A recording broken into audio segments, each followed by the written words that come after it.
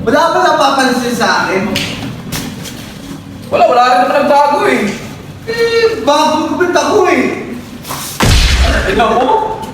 Ilang pala yung mga balita mo sa akin, kala ko naman kung anong magandang balita.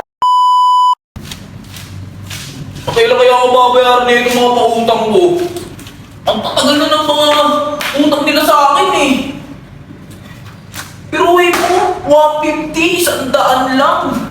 Ang pinakamalaki eh, hindi pa nila mabayad-bayaran. Tapos pag siningil mo, sila magalit. Nakabad trip na eh. Ganyan eh. Wala nakakapera-pera eh. Uy, Batalo! Ba't bad trip ka na naman? Ano yun? Ba't nandito ka? May good news ako sasabihin sa'yo. Ang ano pagkakaperahan ba yan? Ano ba yan? Trabaho? Mamaya. Hindi to Kung ano lang yung sasabihin mo sa akin ha? Hindi to trabaho. Goodbye. Ano yun? Wala ka napapansin sa akin? Wala rin naman nagbago eh. Bagong gupit ako eh. Ito mo?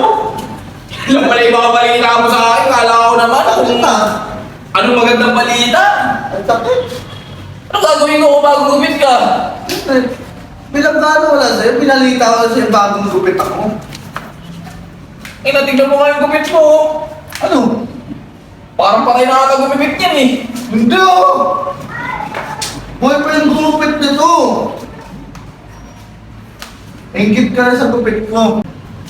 Pero, in fairness, meron kang mga artista. Sino?